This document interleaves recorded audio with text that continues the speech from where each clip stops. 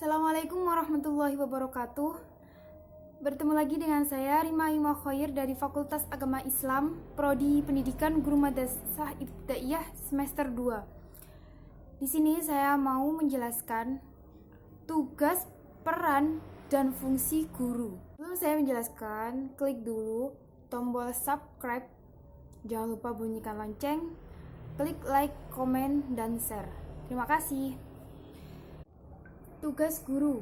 Keberadaan guru bagi suatu bangsa sangatlah penting, apalagi bangsa yang sedang membangun, terlebih bagi kehidupan bangsa di tengah-tengah pelintasan zaman dengan teknologi yang amat kian canggih. Guru memiliki tugas baik yang terikat dengan dinas maupun di luar dinas dalam bentuk pengabdian. Apabila kita dikelompokkan, ada 3 jenis tugas guru, yakni yang pertama, tugas dalam bidang profesi, yang kedua, tugas kemanusiaan, dan yang terakhir, tugas dalam bidang kemasyarakatan. Nah, tugas dalam bidang profesi itu bagaimana? Yang meliputi mendidik, mengajar, melatih. Nah, mendidik itu berarti meneruskan dan mengembangkan nilai-nilai hidup. Sedangkan mengajar berarti meneruskan dan mengembangkan ilmu pengetahuan dan teknologi. Sedangkan melatih berarti mengembangkan keterampilan-keterampilan pada siswa. Yang kedua, tugas guru dalam bidang kemanusiaan. Di sekolah harus menjadikan dirinya sebagai orang tua kedua. Ia harus mampu menarik simpati sehingga ia menjadi idola para siswanya. Dan yang ketiga, tugas guru dalam bidang kemasyarakatan. Masyarakat menempatkan guru pada tempat yang lebih terhormat di lingkungannya. Karena dari seorang guru diharapkan dapat memperoleh ilmu pengetahuan. Hal ini berarti guru berkewajiban mencerdaskan bangsa yang menuju Indonesia seutuhnya yang berdasarkan Pancasila. Dalam Undang-Undang Republik Indonesia Nomor 20 Tahun 2003 tentang Sistem Pendidikan Nasional Pasal 39 Ayat 1 dan 2 dinyatakan bahwa Ayat 1. Tenaga pendidikan bertugas melaksanakan administrasi, pengelolaan, pengembangan, pengawasan, dan pelayanan teknis untuk menunjang proses pendidikan pada satuan pendidikan. Menurut Hamdani Bakran Az-Ziki, ada beberapa hal yang mendasari dari tugas dan tanggung jawab seorang guru, khususnya dalam proses pendidikan dan pelatihan pengembangan kesehatan ruhani atau ketakwaan. Antara lain, A. Sebelum melakukan proses pelatihan dan pendidikan, seorang guru harus benar-benar telah memahami konsep mental, spiritual, moral, minat, bakat. Maka proses aktivitas pendidikan akan dapat berjalan lebih baik.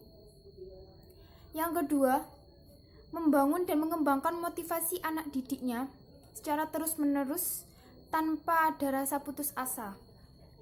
Apabila motivasi ini selalu hidup, maka aktivitas pendidikan atau pelatihan dapat berjalan dengan baik dan lancar. Yang ketiga, membimbing dan mengarahkan anak didiknya agar dapat senantiasa berkeyakinan, berpikir, beremosi, bersikap dan berperilaku baik, positif yang berparadigma sebagai wahyu ketuhanan, sabda dan keteladanan kenabian. Dan yang keempat, memberi pemahaman secara mendalam dan luas tentang materi pelajaran serta dasar pemahaman teoritis yang objektif, sistematis, metodologis, dan argumentatif. Yang kelima, memberikan keteladanan yang baik dan benar bagaimana cara berpikir, berkeyakinan, beremosi, bersikap dan perilaku dengan benar, baik dan terpuji, baik di hadapan Tuhannya maupun di lingkungan kehidupan sehari-hari. Yang keenam, membimbing dan memberikan keteladanan bagi bagaimana cara melaksanakan ibadah vertikal yang baik dengan benar, sehingga ibadah-ibadah itu akan mengantarkan kepada perubahan diri, pengenalan, dan perjumpaan dengan hakikat diri. Yang ketujuh, menjaga, mengontrol, dan melindungi anak didik secara lahiriah maupun batiniah selama proses pendidikan dan pelatihan, agar terhindar dari berbagai macam gangguan. Yang kedelapan, menjelaskan secara bijak hikmah apa-apa yang ditanyakan oleh anak didiknya tentang persoalan-persoalan yang belum dipahaminya. Dan yang terakhir, menyediakan tempat dan waktu khusus bagi anak didik agar dapat menunjang kesuksesan proses pendidikan sebagaimana yang diharapkan. Nah, saya akan menjelaskan juga peran guru di sisi lain. Peran guru juga banyak dikenal dengan sebutan Emas Limdev, yaitu edukator, manajer, administrator, supervisor, leader, inovator, dinamisator, evaluator, dan fasilitator. Yang pertama adalah edukator. Edukator merupakan peran yang utama dan terutama khususnya untuk peserta didik pada jenjang pendidikan dasar, SD, dan SMP. Peran ini lebih tampak sebagai teladan bagi peserta didik, sebagai role model yang memberikan contoh dalam hal sikap dan perilaku dan membentuk kepribadian peserta didik.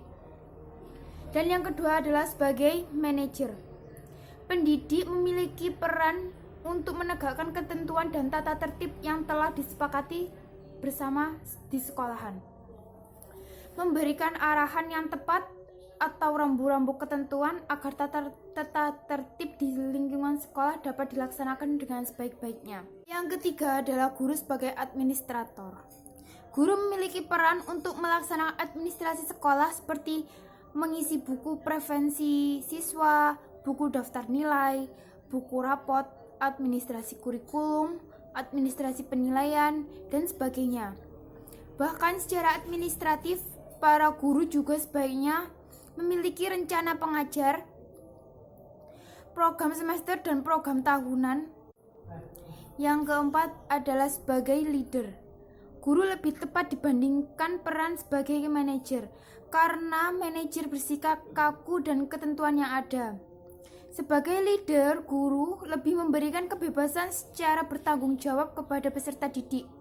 Dengan demikian, disiplin yang telah ditegakkan oleh guru dari peran sebagai leader adalah disiplin hidup. Dan yang kelima, guru sebagai motivator.